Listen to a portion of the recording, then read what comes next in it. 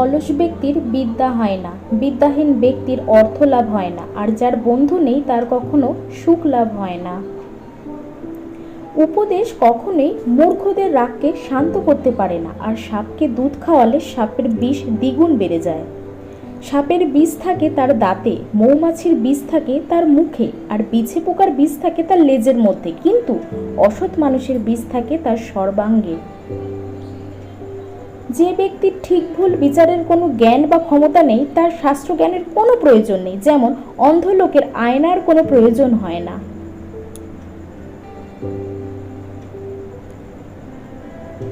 কোনো ব্যক্তি যদি রূপ যৌবন নিয়ে উঁচু বংশে জন্মগ্রহণ করেন কিন্তু তার যদি বিদ্যা না থাকে তবে সেই ব্যক্তি গন্ধহীন পলাশের মতো শোভা পায় না।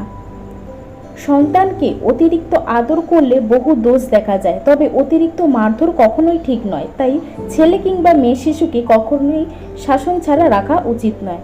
ভিডিওটা দেখার জন্য থ্যাংক ইউ সো মাচ। সাবস্ক্রাইব করে পাশে থাকবেন। ভালো থাকবেন।